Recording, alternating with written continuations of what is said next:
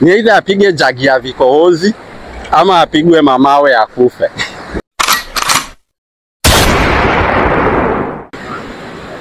Hapa tuko na kikohozi kasuku moja, alafu hapa tuko na kifo. Which one are you using?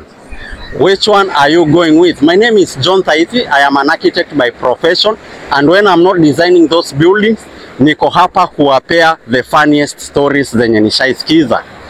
Sasa hii story, it came from a one GB. GB, he knows himself, a big shout out to you. GB alikuwa colleague wangu pale Beglin Woods Architects Limited. Alinipea story mingi sana by the way, na nitakuwa na share nanyi. Alikuwa ananichekeshanga sana.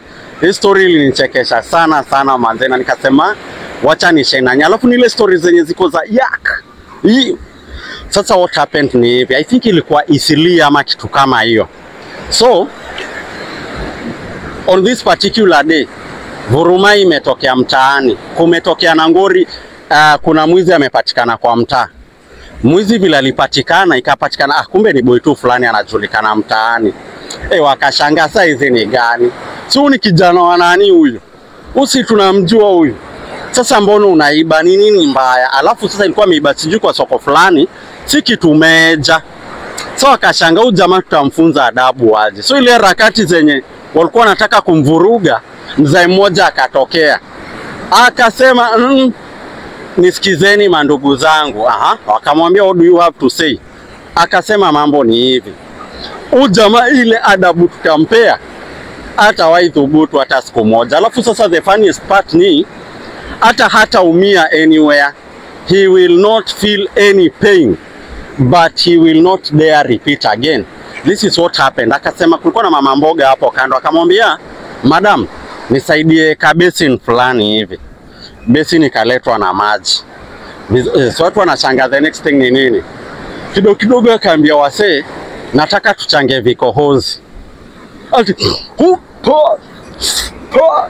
Ati vikohozi, sasa ujamani atachagua. Ni either apige jagi ya vikohozi ama apigwe mamawe akufe.